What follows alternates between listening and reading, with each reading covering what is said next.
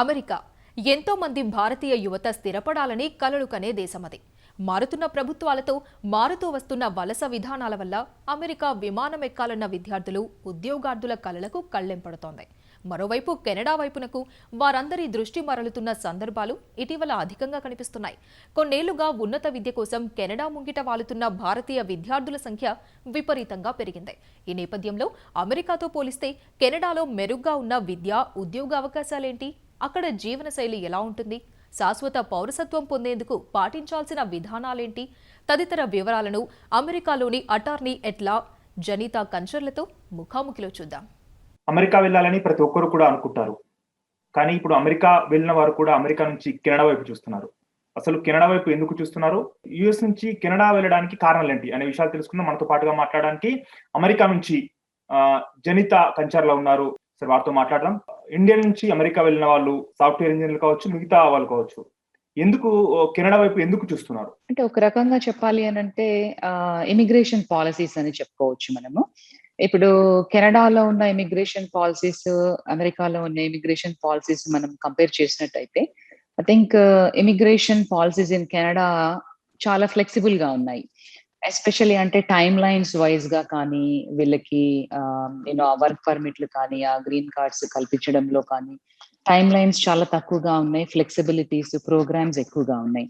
అదే మనం United states తీసుకున్నట్టయితే స్టూడెంట్స్ రావడము, ఆ తర్వాత వర్క్ వీసాకి ట్రాన్స్ఫర్ అవ్వడము, ఆ తర్వాత వాళ్ళ ఎంప్లాయర్ స్పాన్సర్డ్ చేస్తే అప్పుడు గ్రీన్ కార్డ్స్ అప్లై చేసుకోవడము.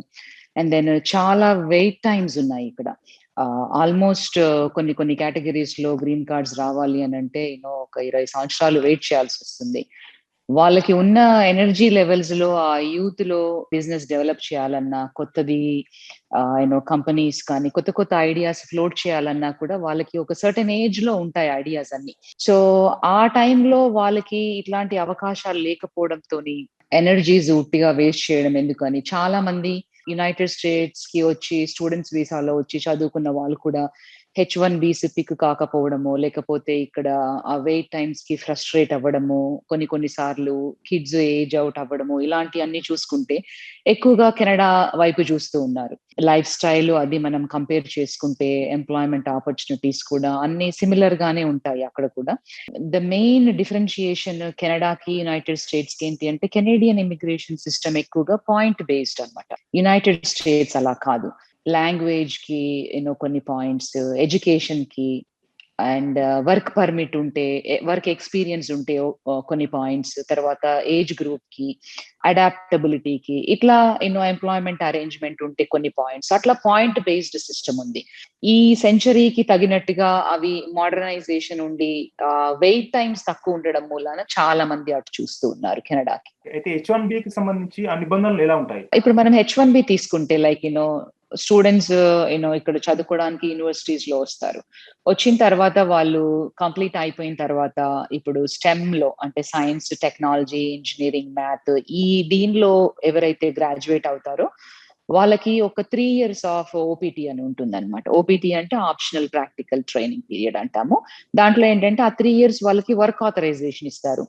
ఈ మాస్టర్స్ చేసిన ఏదైతే దేని మీద అయితే వాళ్ళు మాస్టర్స్ చేశారో దాని మీద ఎక్స్పీరియన్స్ సంపాదించడానికి, అంటే in the real world experience లో వాళ్ళకి ఆ 3 years ఉంటుంది. వాళ్ళు ఎక్స్పీరియన్స్ చేయొచ్చు వాళ్ళు చదువుకున్న దాన్ని ప్రాక్టికల్ గా. సో ఫస్ట్ 1 year చేసుకోవచ్చు. ఆ తర్వాత దెన్ స్టెమ్ ఎక్స్టెన్షన్ అంటారు, అది 2 years కి అప్లై చేస్తారు. సో టోటల్ గా 3 years వర్క్ ఆథరైజేషన్ వస్తుంది. ఆ తర్వాత ఏం చేయాలి? 3 years వర్క్ ఆథరైజేషన్ అయిపోయిన తర్వాత ఈవెన్చువల్ గా వాళ్ళు H1B లో రావాలి.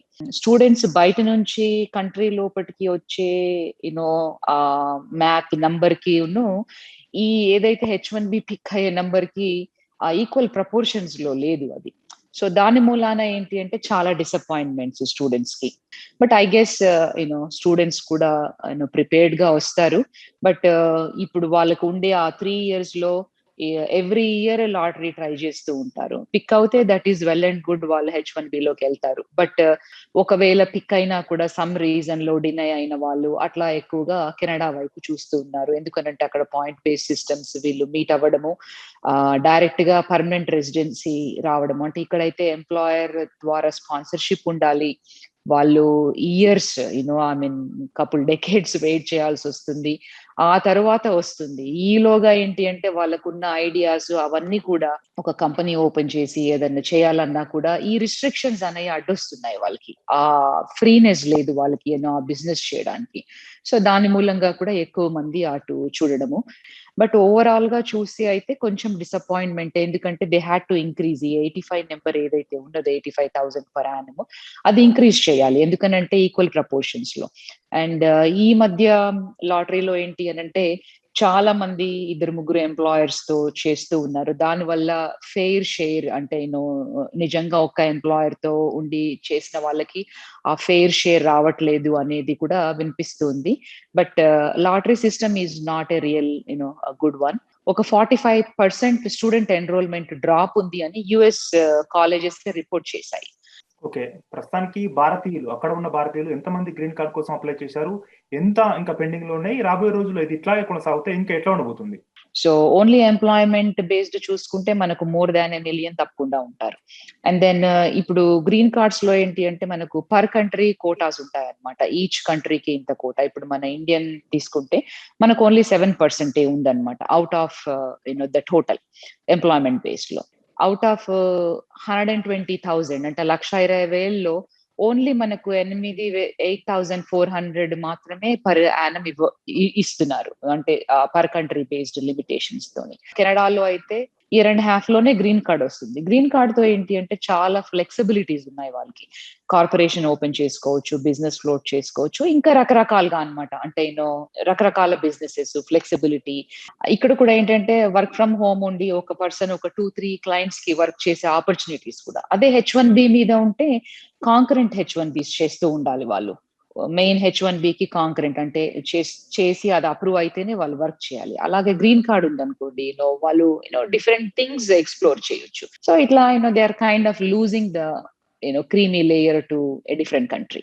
చాలా గత కొన్ని రోజులుగా చూసుకుంటే అమెరికా కంటే కూడా కెనడాకు ఎక్కువ మంది యూత్ వెళ్తున్నారు. అంటే మీరు అక్కడున్న వాళ్ళు, అమెరికాలో ఉన్న వాళ్ళు కెనడాకి వెళ్ళడం ఒక ఎత్తైతే, ఇప్పుడు ఫ్రెష్ గా వచ్చే స్టూడెంట్స్ కూడా చాలా మంది కొన్నేళ్ల నుంచి చూసుకున్నట్టయితే యూఎస్ కన్నా కూడా కెనడాకి ఎక్కువ ప్రయారిటీ ఇస్తున్నారు. సో ఎందుకంటారు? పాయింట్ బేస్డ్ సిస్టమ్ లో చాలా మంది మన వాళ్ళు క్వాలిఫై అవుతూ ఉన్నారు. That is first thing. ఎక్కడైతే అంటే వాళ్ళు వెళ్ళి చదువుకోవడం కానీ, ఎంప్లాయ్మెంట్ ఆపర్చునిటీస్ కానివ్వండి, గ్రీన్ కార్డ్ కి కానివ్వండి, డిఫరెంట్ ప్రోగ్రామ్స్ ఉన్నాయి వాళ్ళ లెవెల్ ఆఫ్ ఎడ్యుకేషన్ ని బట్టి కానీ అట్లా. సో ఇక్కడికి వచ్చి ఇంత ఇన్వెస్ట్ చేసి అమెరికన్ డాలర్స్ లో చదువుకొని ఆ తర్వాత ఎక్కడ ఎండప్ అవుతున్నారు అంటే అన్సర్టనిటీ అనేది చాలా పెరిగిపోయింది స్టూడెంట్స్ కి. సో వాళ్ళ ఫ్రెండ్స్ అయితే ఎవరు కెనడాకి ఎక్స్ప్లోర్ చేశారు ప్రీవియస్ ఇయర్స్ లో, ఐ థింక్ వాళ్ళు వర్డ్ ఆఫ్ మౌత్ ద్వారా అండ్ వాళ్ళని చూసి కూడా ఎక్కువగా ఆపర్చునిటీస్ ని రియల్ టైమ్ లో చూసి కూడా ఎక్కువగా అటు చూస్తున్నట్టుగా కనిపిస్తుంది ఇప్పుడు. బట్ సేయింగ్ దట్ డెఫినెట్ గా పీపుల్ ఎప్పుడు ఆల్వేస్ అమెరికా ఫస్ట్ ప్రయారిటీ ఇస్తారు.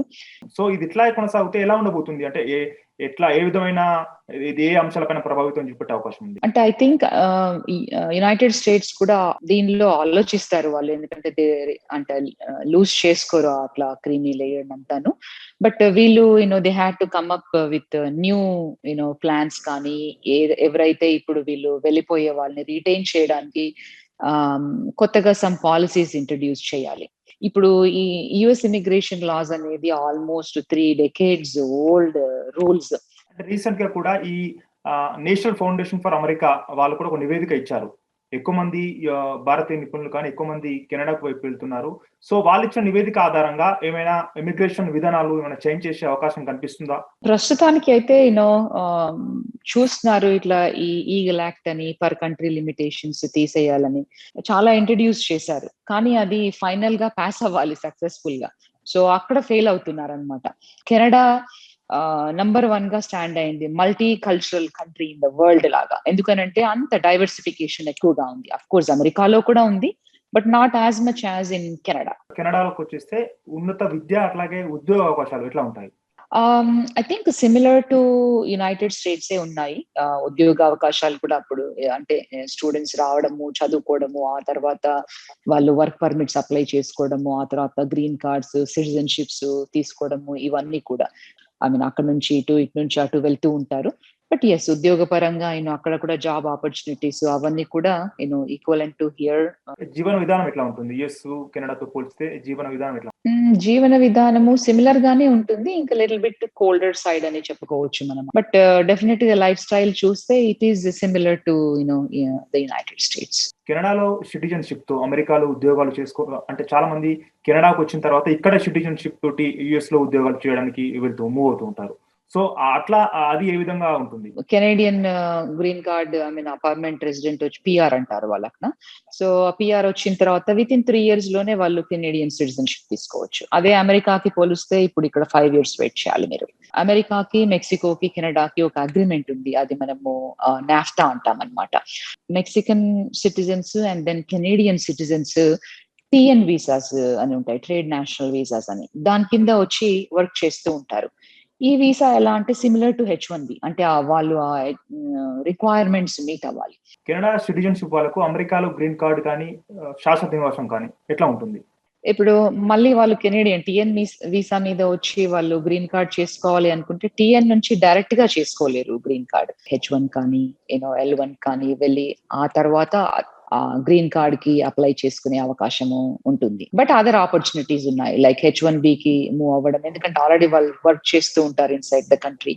అమెరికా నుంచి కెనడా వైపు ఎందుకు చూస్తున్నారు? అంటే వేరే దేశాలు కూడా చాలా ఉన్నాయి కదా, ఓన్లీ కెనడా వైపు ఎందుకు చూస్తున్నారు? అంటే ఇప్పుడు ఇది బార్డర్ కంట్రీ కదా ఇప్పుడు యునైటెడ్ స్టేట్స్ కి, అండ్ దెన్ లైఫ్ స్టైల్ కూడా అట్లా ఉంటుంది. And Canada embraces multi cultural, అంటే ఆ డైవర్సిఫికేషన్ ఎంబ్రేస్ చేస్తారు వాళ్ళు, based on their Canadian immigration policies అనే చెప్పుకోవచ్చు. ఎక్కువగా సిటిజన్షిప్ వచ్చిన తర్వాత కూడా మళ్ళీ యునైటెడ్ స్టేట్స్ కి వచ్చే ఆపర్చునిటీస్ ఎలా ఉన్నాయంటే అవి ఫ్లెక్సిబుల్ గా ఉన్నాయి కాబట్టి that is one of the reason I would say.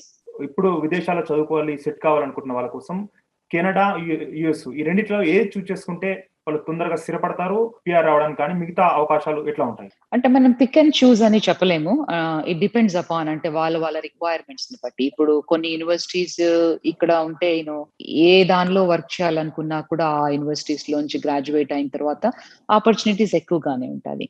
But at the same time immigration లో సెటిల్ అవ్వడము అంత ప్రోగా లేదు, ఇయర్స్ ఎక్కువగా టైం పడుతుంది కాబట్టి దే హ్యాడ్ టు చూస్. అంటే యూనివర్సిటీస్ కి వెళ్ళి క్విక్ గా సెటిల్ అవ్వడమా, టాప్ రేటెడ్ యూనివర్సిటీస్ నుంచి గ్రాడ్యుయేట్ అయ్యి దే వాంట్ టు, అంటే it all depends upon the choice each individual person. అంటే మనము ఒకటి అడ్వాంటేజెస్ గా అని చెప్పలేము.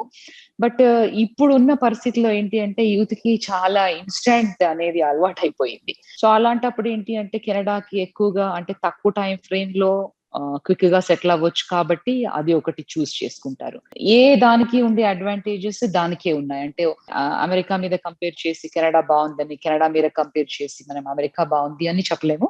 బట్ రెండిటికి రెండు అడ్వాంటేజెస్ ఉన్నాయి, డిసడ్వాంటేజెస్ ఉన్నాయి. అంటే ఏ కంట్రీకి వెళ్తే ఎలా సెటిల్మెంట్ అవుతుంది క్విక్ గా, సో దాన్ని బేస్ చేసుకొని వాళ్ళు చూస్ చేసుకోవచ్చు. మొత్తానికి అమెరికాకు సంబంధించి అమెరికా ఇమిగ్రేషన్ విధానాలతోనే అమెరికా నుంచి ఎక్కువ మంది నిపుణులు కెనడా వైపు వెళ్తున్నారని చెప్తున్నారు. అట్లాగే కెనడా ఇమిగ్రేషన్ విధానం చాలా ఈజీగా ఉన్నాయి, చాలా పాయింట్ బేస్డ్ సిస్టమ్ కాబట్టి అక్కడ కొంచెం ఎక్కువగా వెళ్తున్నారని కూడా చెప్తున్నారు జనితారెడ్డి.